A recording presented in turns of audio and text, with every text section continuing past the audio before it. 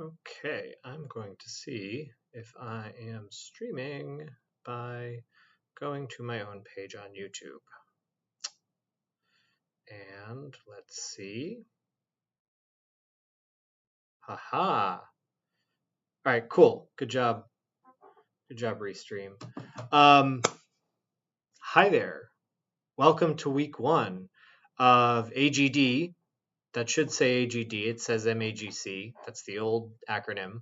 But it should say AGD, Animation Game Design. Welcome to week 1 of Games for Education at Kent State University. I'm very excited to be teaching this course again. It's always a fun time. Though I know that folks may be looking at this and thinking, I don't want to make educational games. It sounds boring.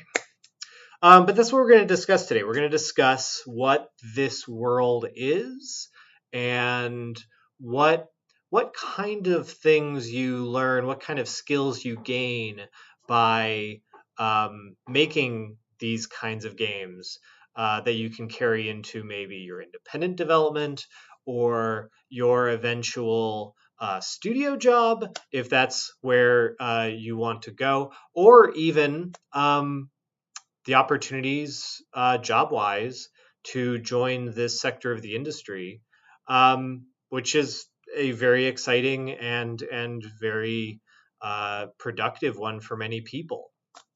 That you don't have to move to coastal cities to get into, which is nice. So before we get going, I wanted to first discuss who am I. Actually, let me get a visual aid that might come up later. I'm at my desk in my office. My lighting is not usually this bad, but I do have the benefit of being able to show one of my games and have it on hand. So first of all, who am I? I am your instructor, Chris Totten. You can call me Chris. You don't have to lean on formality with me. So I'm the program coordinator of the animation game design program, which means that I'm the lead faculty member. I'm also an assistant professor. I am tenure track, which means that I am not only, my duties do not only involve teaching. So what does that mean? I have the unique set of requirements that I must be industry active. I must contribute to the knowledge of the industry. And like anybody who's a teacher can, and your longtime faculty certainly do this as well. But it's like part of my job description. So what does this mean for you, right? Well, besides teaching, I make games. I have made over 20 since 2006. And that includes everything from me and my friends being like, hey, we should make a game, to actual commercial games, mostly in the mobile, indie, and tabletop spaces. I have a long history making serious, we'll discuss that term in a second, and educational games. I published one just this year. Yes. Okay. I was trying to think if it was 2021 or 2022, but I'm pretty sure it was 2022. So I published one very recently. And I had before that worked in Washington, D.C. doing these types of games for years. So in addition to my commercial stuff, I also make games in this area, which is why I'm teaching this class. And then I also make some experimental games. I also write about games. I write about games. I write about level design. I write about games in the arts. I've won several awards for my game design and my research in connecting game design and the arts. And I've also given multiple talks at the Game Developers Conference in San Francisco, the biggest gathering of the game industry. The professional gathering. I know some of you are like, but what about E3? Which may be dead. That's more of like kind of a marketing event. GDC is where game developers really get together and share things about the discipline. So I've given 5+ talks, including workshops at GDC events, and was even a 2022 top-rated speaker. I don't say all this, by the way, to brag. I just want you to know who I am. I've been teaching for 12 years. You're going to hear me probably say that a lot, and I've had a lot of students be really surprised when I'm like, oh yeah, this game I'm making. And they're like, what? What do you mean this game you're making? You're my teacher. It's like, well, yeah, but how do you think I got into teaching a game development program? It's because I make games. I'm not just some person that did some like YouTube Unreal tutorials and got good with that tool or something. I'm doing this, and I've been out there in the industry doing stuff. So ask me about stuff. That's what the class is about. Ask me about what it's like to work in this thing. I have lots of stories to tell. Some of them a little juicy. Some of them are juicy and will be told in this class in the lectures. So look forward to that. I've written some books on game development, including an architectural approach to level design, which is a very highly regarded book on environment design in games, which is published in its second edition in 2019. I've written a lot on level design. I have an architecture background. My degree is in architecture, like build architecture, not like computer architecture. And I've applied that to game development, but I've also done some stuff in like animation writing and things like that. And the picture that you see on the slide is me at an event that I co-founded with folks at the Smithsonian American Art Museum called Sam Arcade, which is a yearly event that I was just at a few weeks ago, and it's awesome. But it's an independent games festival in an art museum. So that's a bit about my background. I look forward to getting to know all of you and, getting to know everybody in the course as we design stuff together. So what are we going to talk about in this lecture, though? First of all, what is this course? That's a topic. Course goals and format. Now, I'm going to save the nitty-gritty stuff for our in-person meetings over the next week, because this course is a hybrid of online and in person. I fought very hard to make sure it's not just an online course. Online teaching is fine, but I am kind of a big believer, especially in design, especially in the arts, which this is an art. Our school is accredited or our program is accredited as an arts program. But especially in these fields, the ability for us to meet in person and collaborate, and for me to be able to give you feedback in a real environment is really important. So, I tried to make sure that this course has you'll get lectures like this that are videos that'll be delivered online.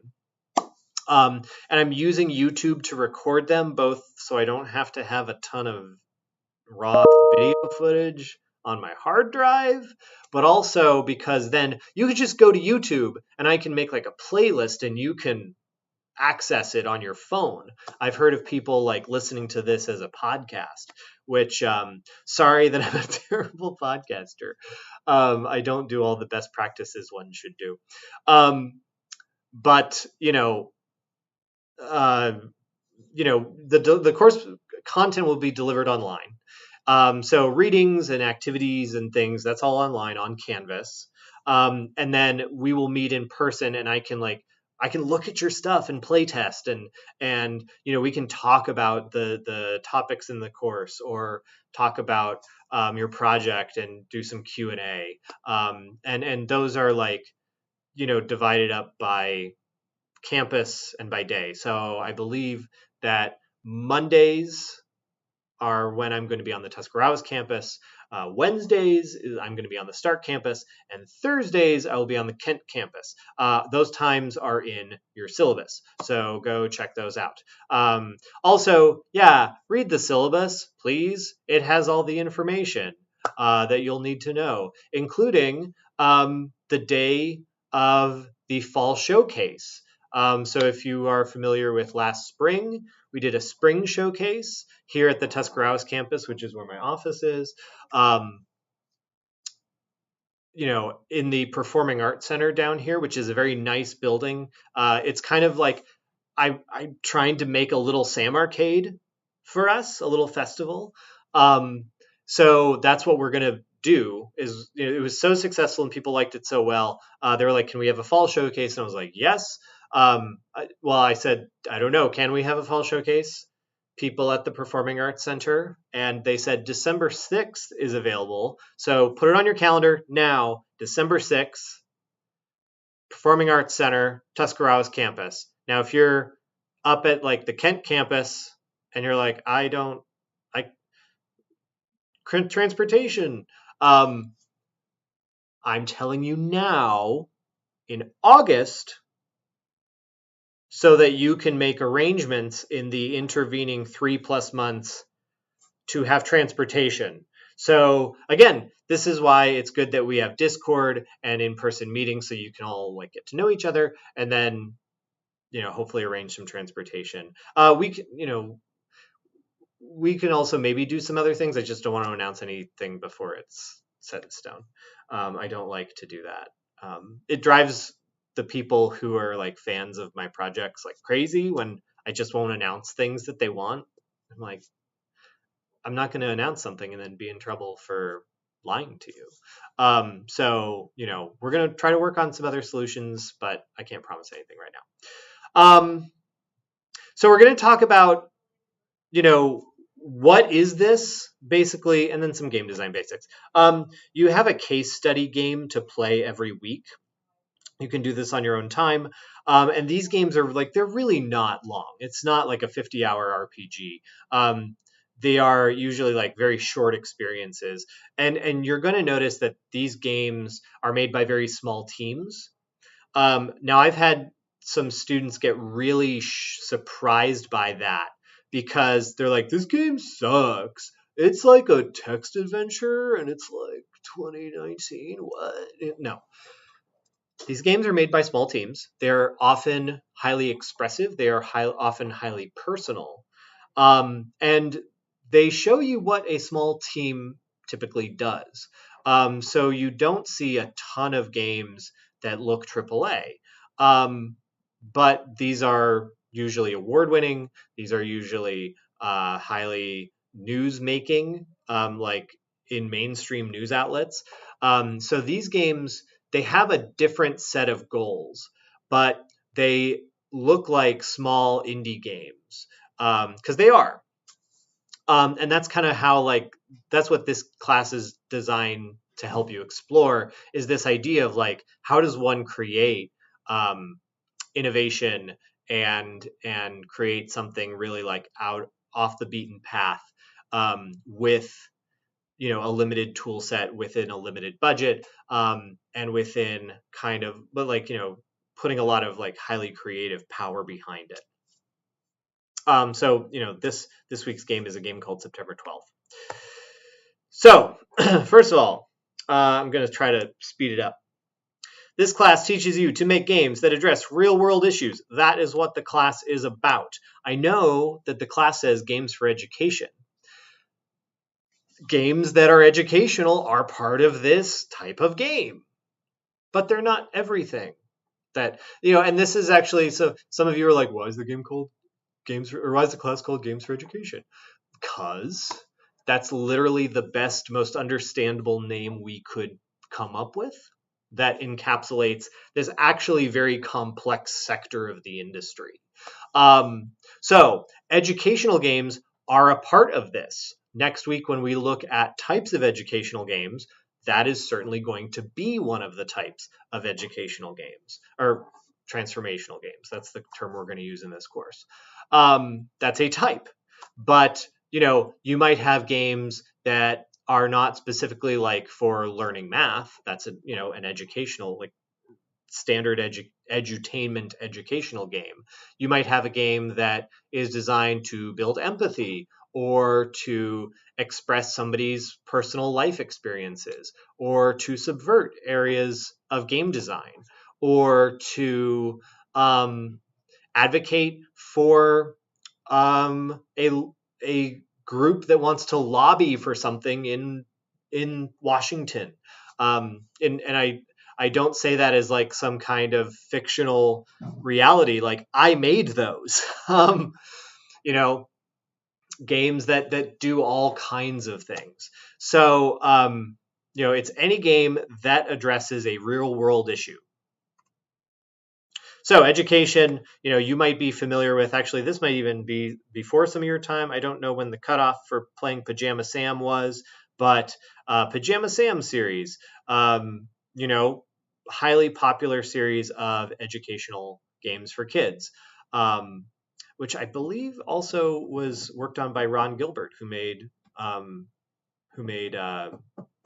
the Monkey Island series. So you can see, like, game developers who worked in typical commercial games often also jump into this sector and kind of go back and forth. And I know somebody that worked on like the original God of War, who makes, like, if you go to Target and go to the board game aisle and go see that new Alien game that came out in the last year, that's his game, and he worked on like, AAA video games. So like, people's careers in game development encompass all types of games and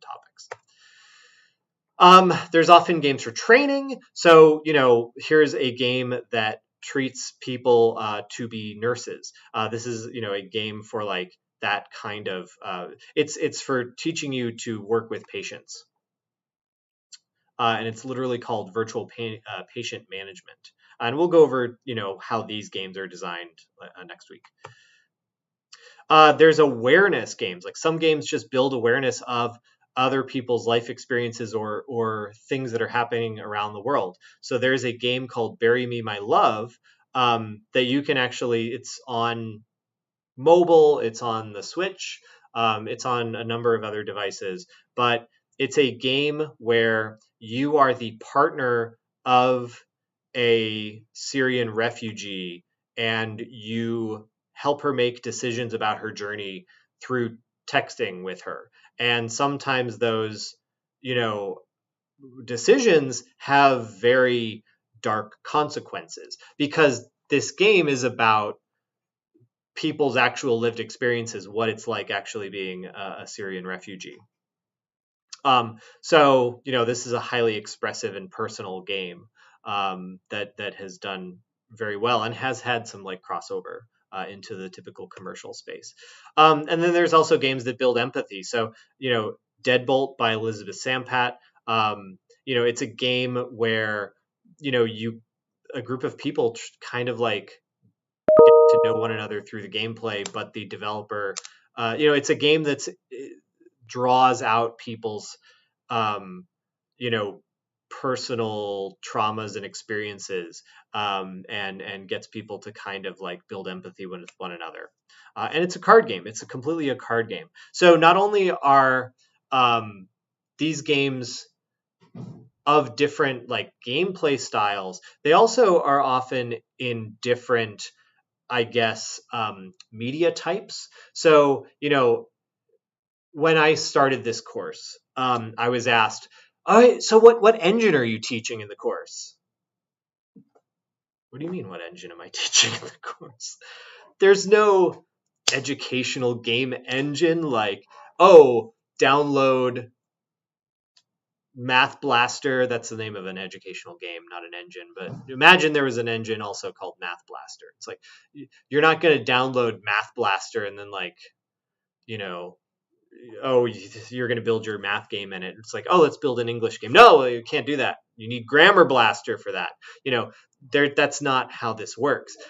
You just use Unity or Unreal or Game Maker or GB Studio or Twine or pencil and paper, cards,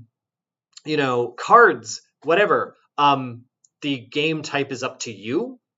This is a 30,000 level course. This is an upper division course. You've already learned what buttons to press in software. So I actually leave it on everybody to kind of come up with what their preferred engine that they're going to use is. It's up to you. That's a production choice you're going to make. And I'll get into production in a second. So learning goals of the course. This is in the syllabus. I just wanted to show you what the learning goals are. And I'm not going to read through these. I want to highlight ideas from them. So we are going to look at real world issues, but we're going to try to approach them through playful solutions. So, if there is an issue in the real world, you are all going to, as part of this week's homework, pitch a game idea. That's one of your homework pieces. In the discussion piece that you're going to post on Discord, you're going to pitch a game idea that addresses a real world issue. Now, I forbid you. I used to just be like, don't do it. And then people would do it anyway. No. I will not count this homework as complete if you talk about the engine you're going to use. Because people would always pitch, oh, it's a game that it's an Unreal game and it's going to use these rendering techniques and I have all of these assets. And it's going to be awesome and it's going to be about the environment or something. I don't know. No. Topic first. That this environment, whatever. No. Environment is the star of the show. Don't talk about your tool. And the textbook in the course, one of the textbooks, Playful Production Process by Richard Lamarchand, which is a new book about game development and game production, which is amazing, will tell you the same thing. It will tell you, don't even think about what tool you're using. And we'll get into why in a little bit, as the course goes on. But your goal is to really focus on those real world issues and think about how those real world issues could become gameplay of any type. And then you will then, through prototyping and through kind of actually laying out your production, once we get closer to, around the time you finish the paper, and there's a paper to write in this class, around the time you finish the paper and go and transition into the game development portion of the course, that's when you'll make a tool decision. You're going to learn how game design is used to make arguments. You're going to learn how research and game development come together. It's not just make a game. Oh, okay, open Unity. No.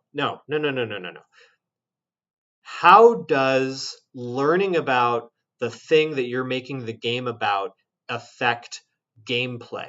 That's a really important skill. And I know that, again, some of you may be thinking, well, this isn't really what my goal for my career is. I want to go work on Madden. Well, how are you going to make Madden if you don't know how American football works? And I know we're in Northeast Ohio and everybody just has genetic knowledge here about how American football. Not everybody does. That's not true. But yeah, if you're making Madden, how are you going to know how to make Madden if you don't know the rules of football? How are you going to make a licensed Star Wars game if you don't know about Star Wars? You need to know the research. Even when you're working in commercial games, research is really important because that has everything to do with how you express the game world you're building in. If you got a job at a studio making Star Wars and you immediately started modeling a Gundam, you'd have to scrap the model or you'd be fired because you're not modeling the right stuff. So you need to understand the realities of the thing you're building. And this is a good way to learn that skill, is by researching, something kind of academic in this way. We're going to learn. You're going to learn to make production decisions. And that goes from project management to the type of media that you're going to use. Is it a video game? Is it a mobile game? Is it a website that tracks your points? Is it a card game? That's up to you, because you're going to use your research to make these decisions and say the best way to address this problem is X. You're going to, I already mentioned planning, you're going to test, and then you're going to learn about just like the trends and precedents that you're going to use to build your games. And also, some talk about working with clients, which, is important in any person's like livelihood and business. And then also, what does it mean when you put your game out for peer review, whether that be for festivals, paper discussions, if you get into a position like mine where you are making serious games that have publications involved, all the way to like getting your game reviewed. This class it's about games for education, but it's also about like life in the industry. And I kind of went through some of these. We're going to go quick now. So again, I mentioned this life in the industry part. This is the production course. This is the course that, yes, it's games for education, but this is also the course where you are going to build a macro document of your game so that you can then turn that into a schedule so that you can formally lay out your game production process in an intelligent, controlled, organized way.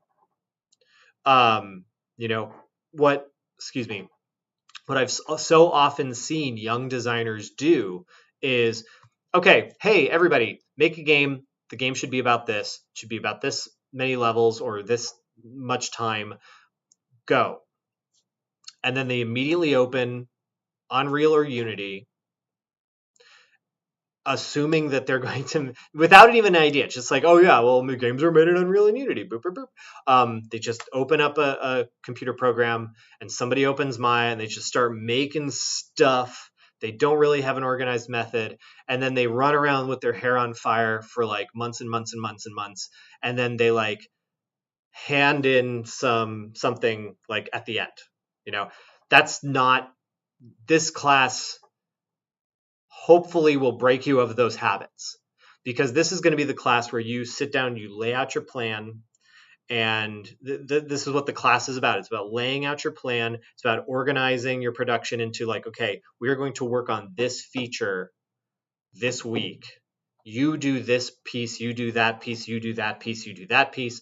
We will meet in a week and show what we have developed, and then we will test with either internally or with an external person. I actually do have you do like external play tests as a required part of the course, but you're going to do external play tests, and then you're going to see how it worked. You're going to get the feedback, and you're going to say it's either time to, hey, everything worked really well and it's time to move on to the next feature, or let's give this another week and do another sprint of changes. This is a methodology called Scrum, and we are going to do Scrum in the class. The course like assignments are built around a Scrum methodology. And just like the way we are going to explore game production is through this method. This is a industry standard software development, not even just games, like software development method. That is really good for games, and that's what we're going to use. So, I keep repeating the name Scrum. If anybody watches rugby scrums are like when everybody's kind of like dogpiling on the ball. That's a scrum. It's named after that, and that is a production method that like for our spring showcase, we had a buddy of mine come in who's a producer at Raven Software, an Activision studio, and like he's a producer. He does Scrum, and one of the things he said was like, not a lot of folks are talking about like the production methods they used. And it's because it was like very baked into the course. I didn't like make a big to do about it, but for capstone. But I'm going to make a big to do about it for you, so that you learn this and you can talk this talk, and be able to be knowledgeable in those areas of the project management. And again, this is a skill that, you're probably like, oh, I'm going to do it for this course. Don't drop it. If you take capstone, if you take game prototyping, if you take any other course, in this, heck, try to do it for interactive game design that I know a bunch of you are taking this semester. Try to actually incorporate these into your routine of game making, because you will be a better game developer if you are doing it in an organized, methodical fashion.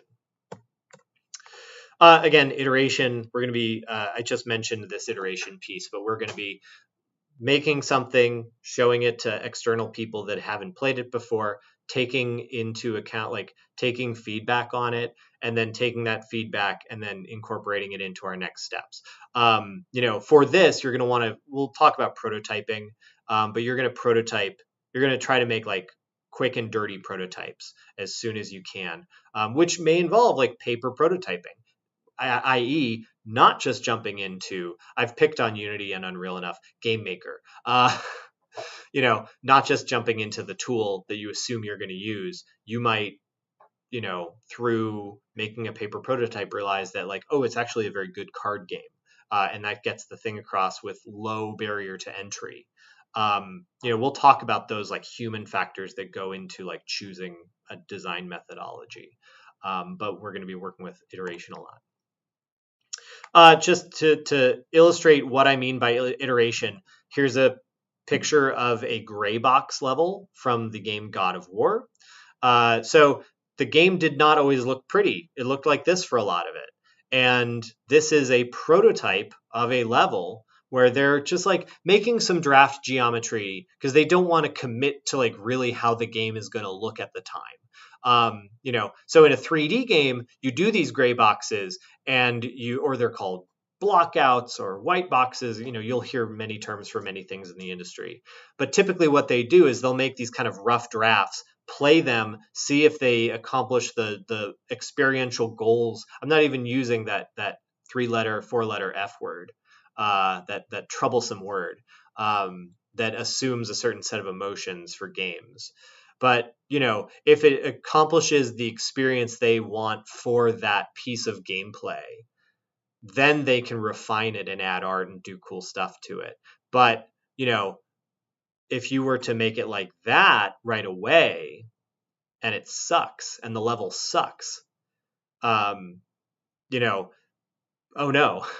you have all this bespoke, beautiful art, and you've just wasted tons of time and money.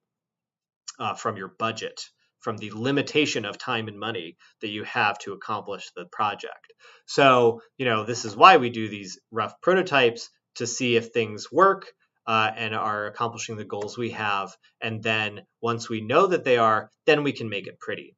So prototyping is very important in what we're going to do. So what are these types of games? So I'm going to use the term transformational games a lot in this course. I'm going to avoid the other terms as much as I can. I might slip.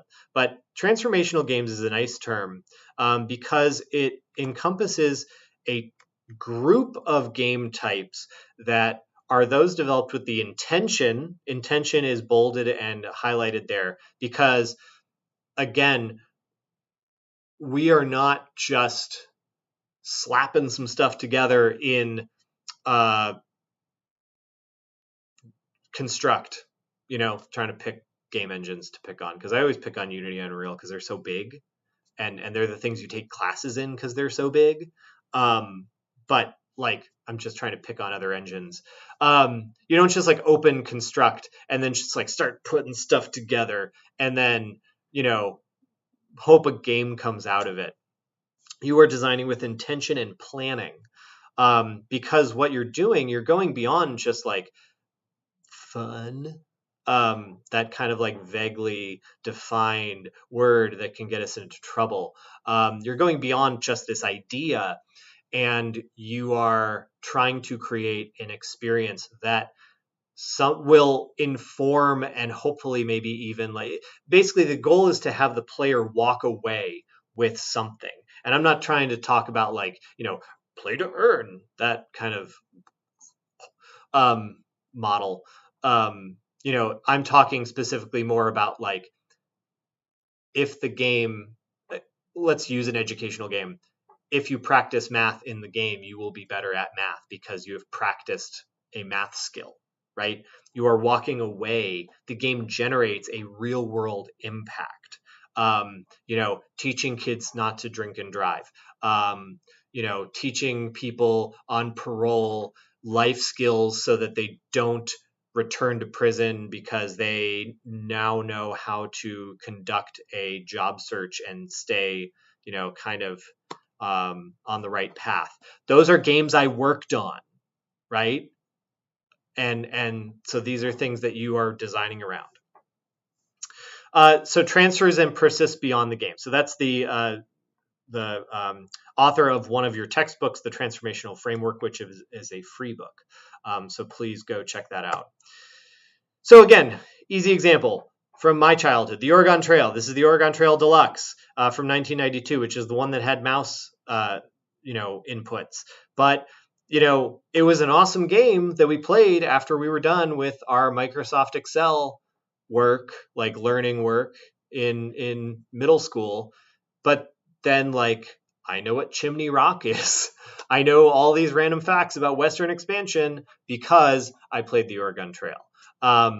So, these are things that you are, the game is in this case, I'm going to go fun to play.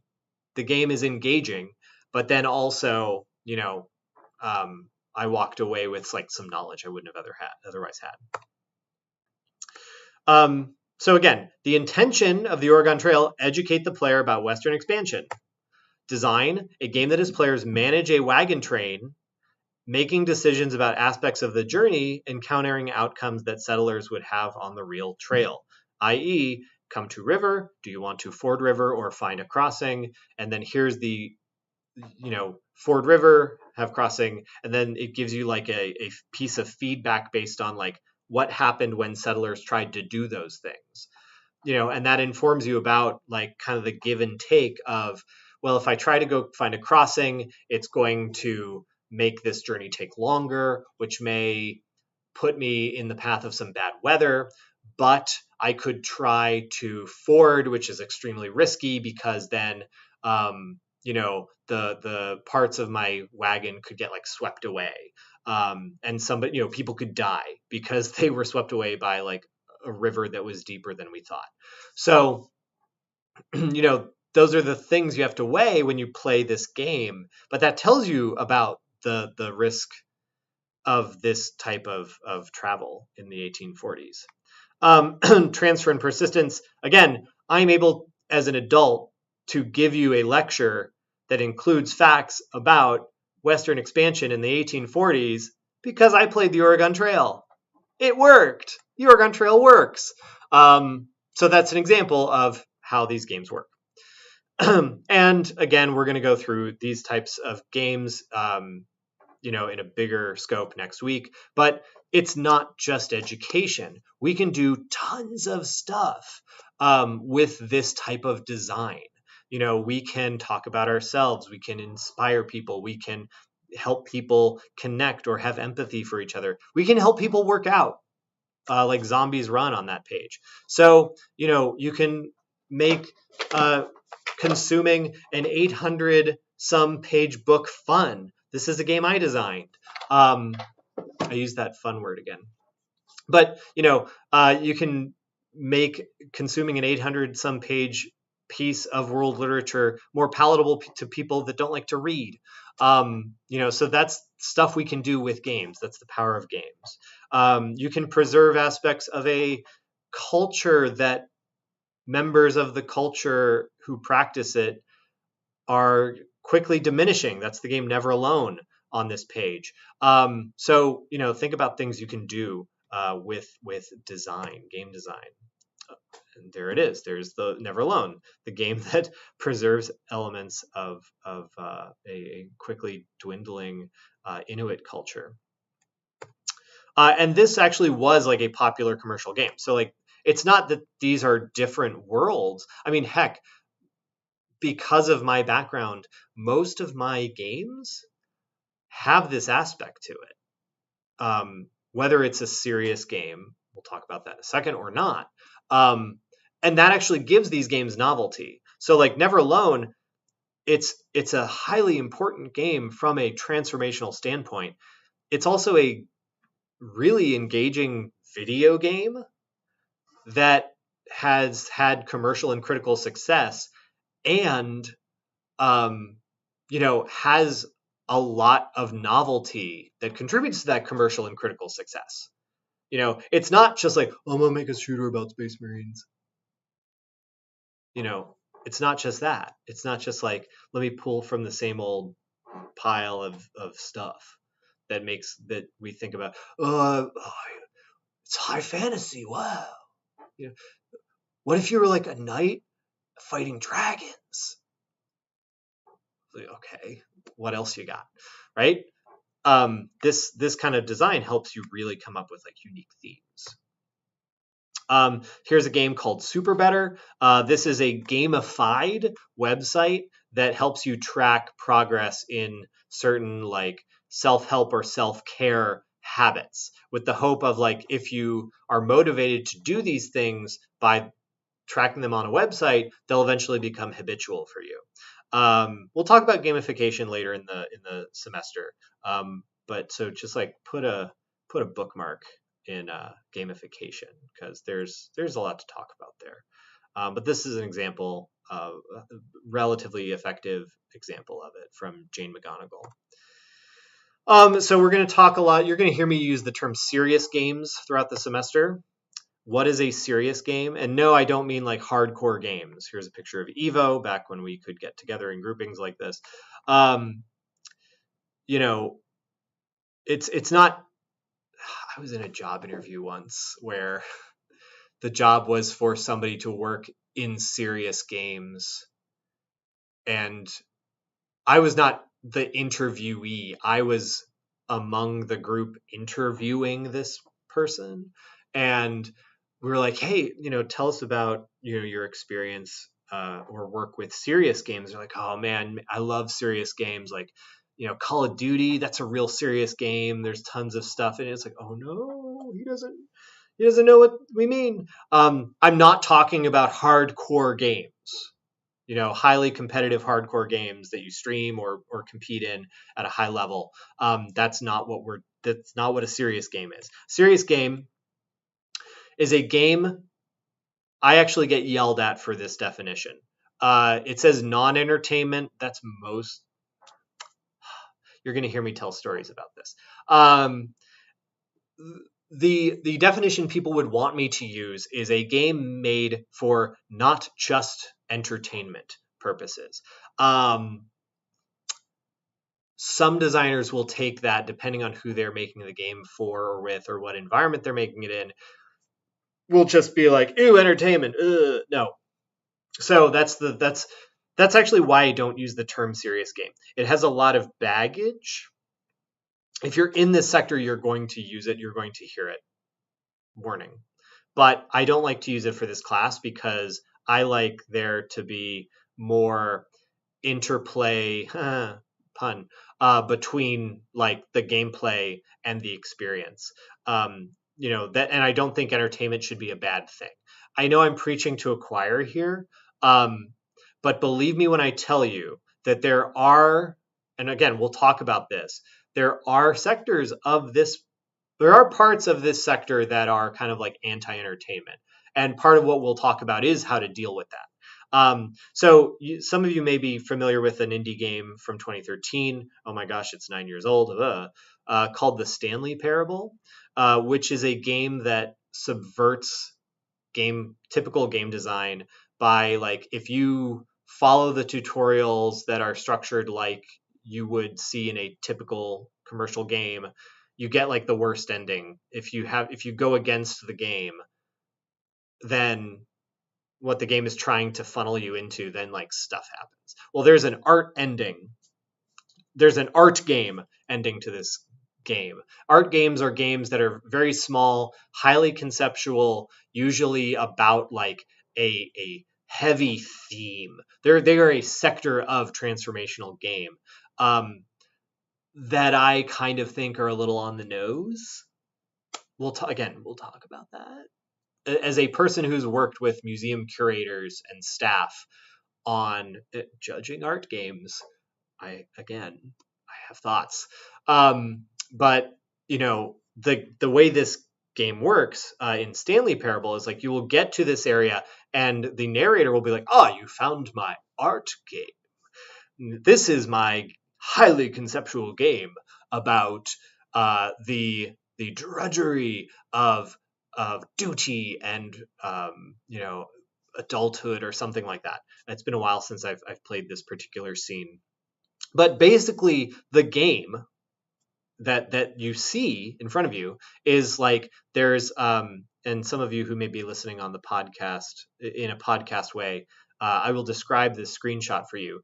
There is a big red button in the middle of the screen in front of you, and then there is like a railing in front of you, past which is just a pit. And in the pit, there is like on the left, there is just a fire. It's fire. Like, go to the engines library, put fire default asset in there, fire, right? And then on the other end is a cardboard cutout of a baby.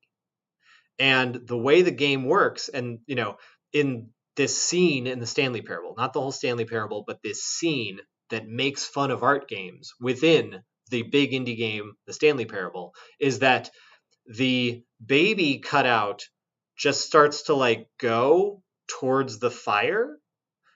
And when you press the red button, the baby like just kind of switches its position back to the start. So, the gameplay mechanic is that, oh, isn't this so, and it never ends. Isn't this so like the drudgery of responsibility? Haha, the never ending just struggle of this kind of like responsibility. You always have to like just do this repetitive thing over and over again. And that's kind of all the while the narrator is kind of lecturing at you about the philosophical, metaphysical implications of this thesis involved in the game. That's and like, this is a joke, but it's a real joke. It's a joke that like people do this. We are directly trying to not make these games. It's a joke in a parody game like the Stanley Parable, because this was a type of design that got a lot of oxygen in the early 2010s in particular, but there are still like practitioners who do this kind of thing. I'm really against this kind of design. And that's one of the thesis parts of the course, and this is why I'm against that serious games thing, because a lot of serious games practitioners, again, we'll talk about this in more detail, but like there are practitioners who kind of get into games via this. This isn't me just having an axe to grind. I'm saying this to you as future members of the industry. This is the type of game design in this type of game that you will see people trying to go to in this type of sector of the game industry. You'll see people trying to angle towards this type of design because it's cheap and easy and you don't really need a whole lot of skill or experience to do it. And depending on where you show it, you will get like positive feedback from, people who should know better. But I will tell you right now, the reason I am a big stickler on fighting this type of design is that you will lose contracts. you will lose money and people won't want to hire you. And I know that because I've beaten these people to contracts and to money. So, I want you to be successful. So that's why I tell these stories and use these examples and kind of talk about like what it means to really work in this sector and manage projects in this sector. So we are going to blend meaning and entertainment into transformational games. That is what we're going to do. Types of transformational games, we'll cover this next week. And then real quick game design things. I know that I've been going for a while. The first lecture in a class like this is always a little longer. Pause the video, take a break if you need to, if you haven't done that already. But real quick, I'm going to cover some game design basics so we're all on the same page. You're going to hear me talk about rules, mechanics, verbs a lot. So regulations or interactions that form a game. Rules, game rules. Why is this important to lay out?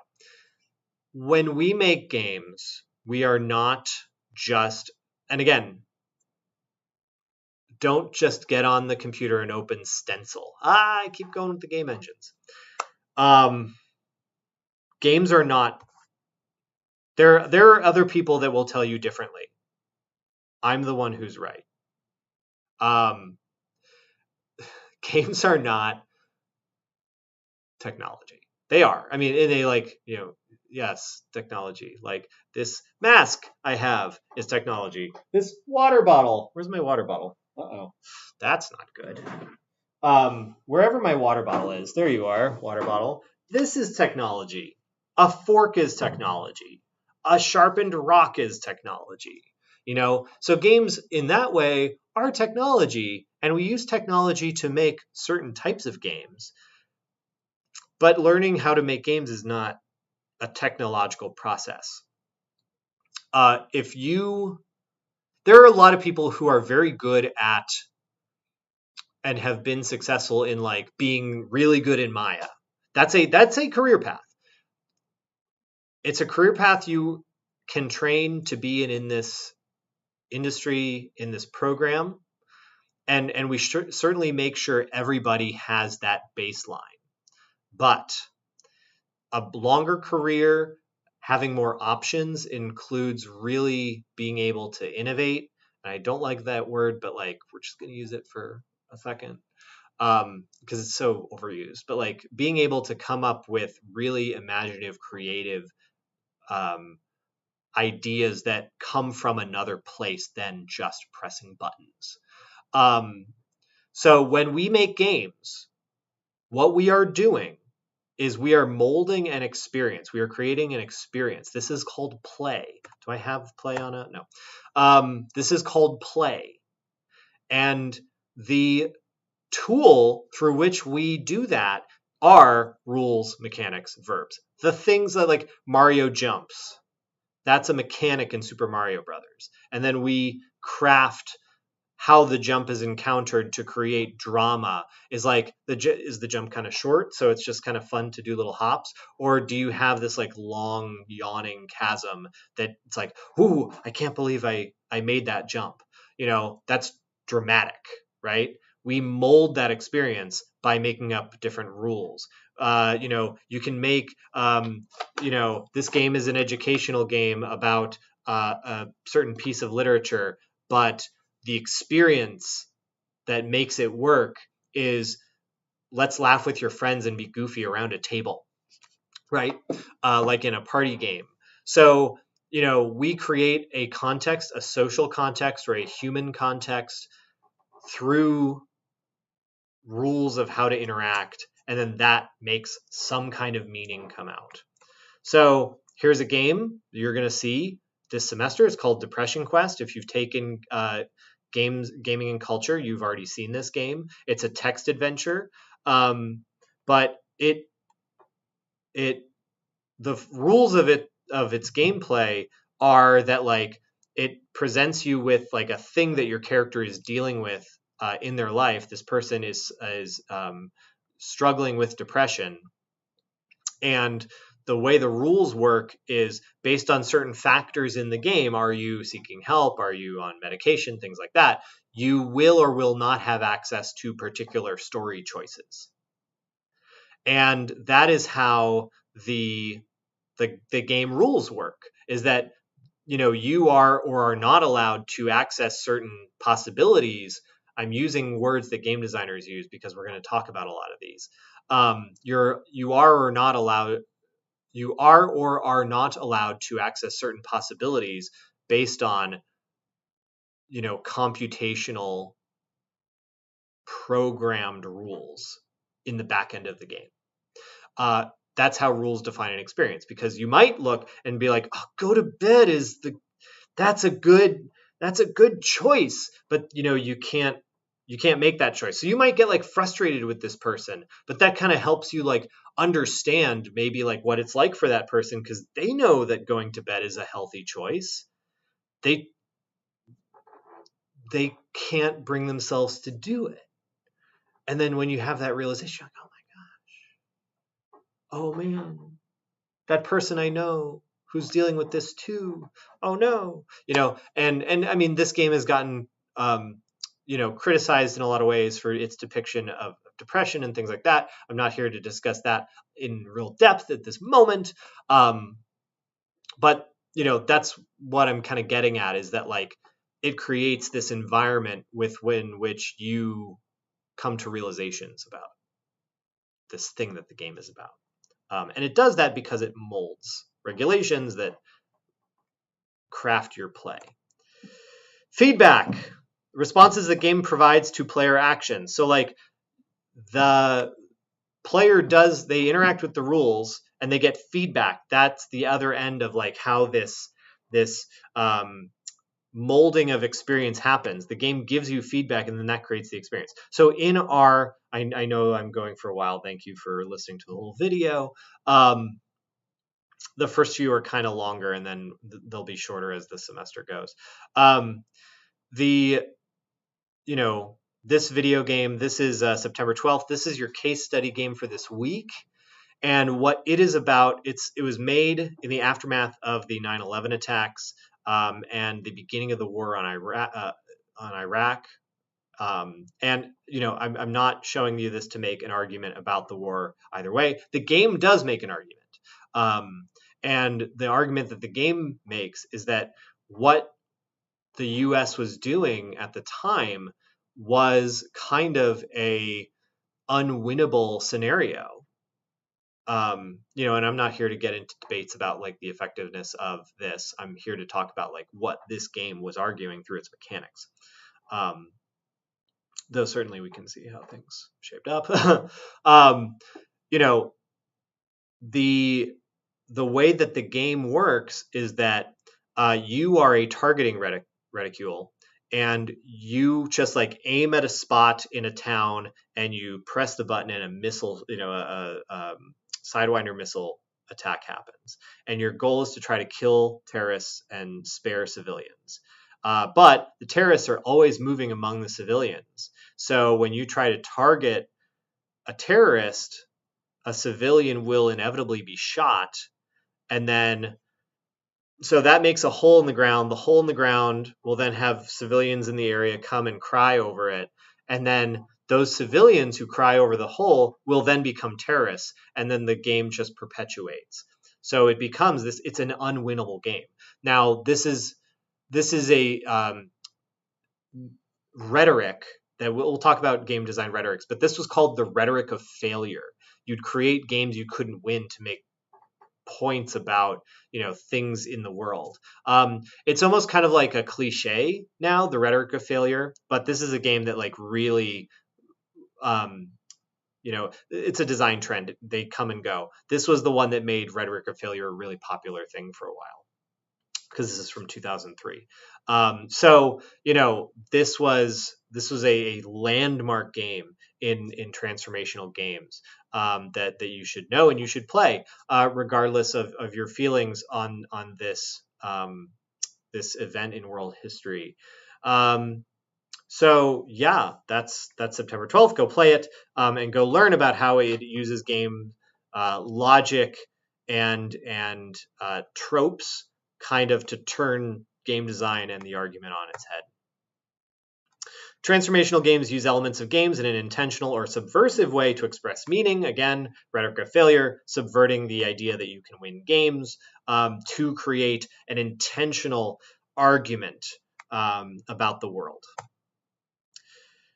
We are not all just, there are bad uses of games. We're going to cover these, but here's like a particularly bad historical game about trying to teach people about things, Bible adventures. You're probably all too young to have had this growing up, but Bible Adventures was a game on the Nintendo Entertainment System where Noah could deadlift animals, and so you'd like deadlift animals as Noah, and like there were some other scenes like a David and Goliath game, but people mostly played deadlifting Noah. But it was all kind of like Super Mario Brothers 2-esque, and then you'd get some trivia questions about the Bible. So we're going to avoid that kind of like the meaning and the gameplay are kind of in opposite rooms from one another and occasionally look through a keyhole at each other. We're going to avoid that kind of Bible Adventures is certainly an interesting case study, and it has withstood the test of time because of absurdity. But we can do better than that. We're going to practice a concept called meaningful play. What occurs when relationships between actions and outcomes in a game are both discernible and integrated into the larger context of the game. Deadlifting animals as Noah teaches you nothing about the Bible. So it's fun.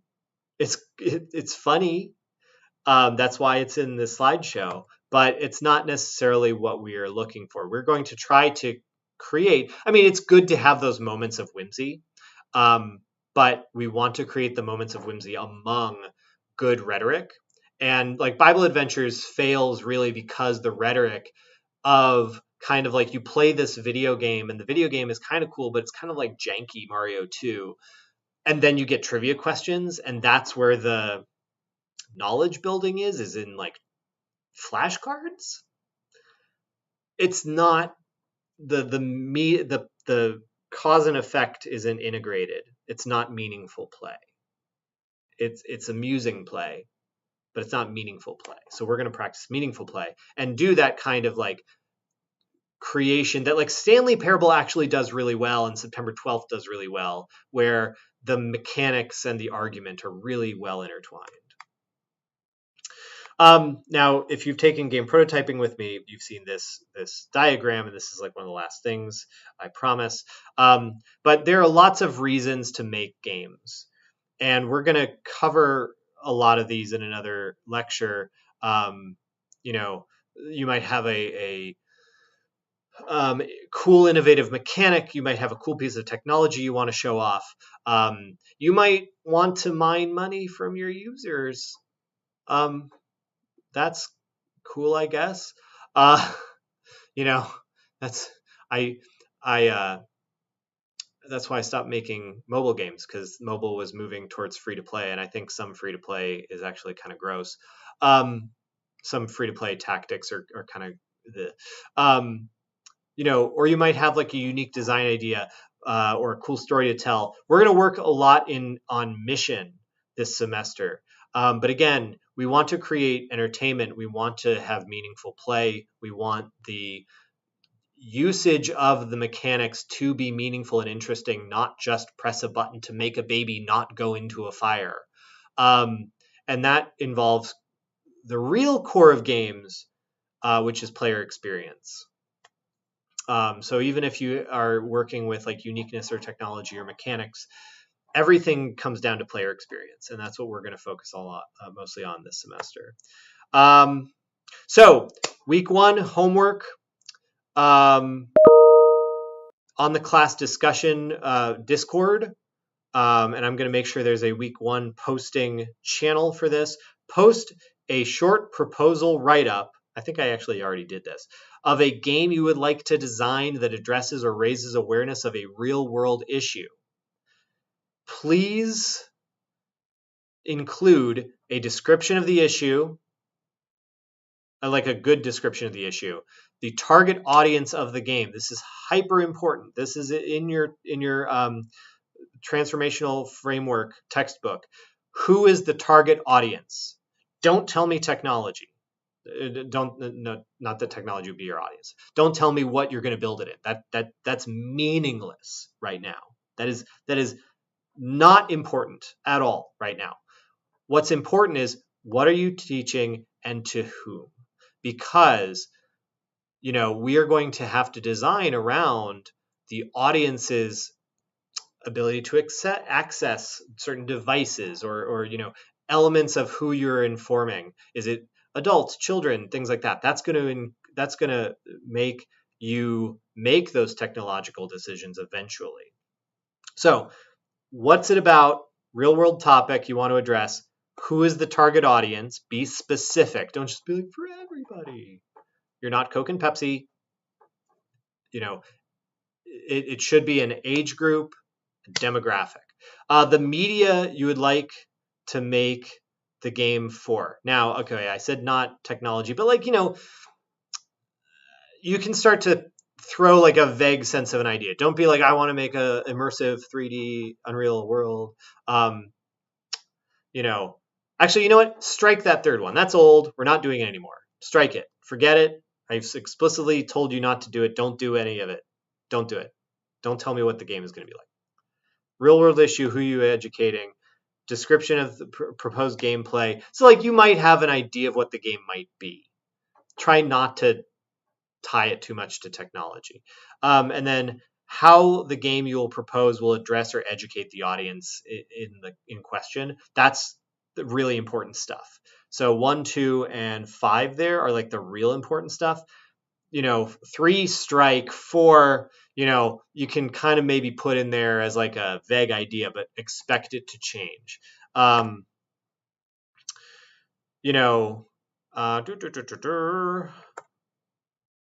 then your discussion is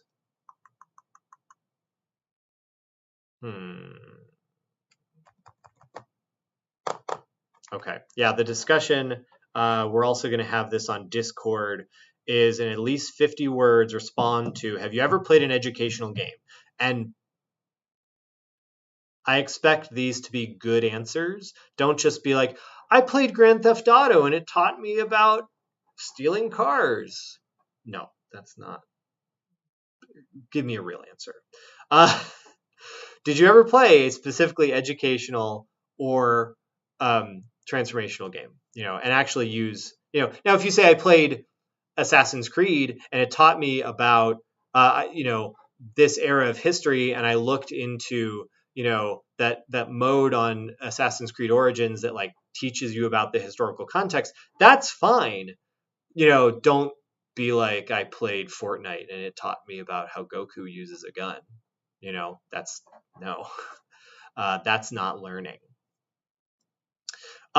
Did you feel the educational games you played address the issues raised about the challenges? So really think about whether that is are these mechanics meaningfully, integrated? And again, of actual real world topics, not, educate me on what would it be like if Goku used a gun. And then use specific examples from the lectures or the readings. So, I expect to see knowledge that you picked up, terminology from the lectures and the readings. So I expect to see Bogost and Le Marchand and Kaliba in this as much as I expect to see this. So, and your own words. So that's it. Thank you for going through this relatively long intro with me. Intros tend to be, but again, listen to it in a few parts. I say at the end when you would be getting to the end of it. Anyway, I hope you enjoyed it. I look forward to working with you all, and I will see you for the next one. Bye.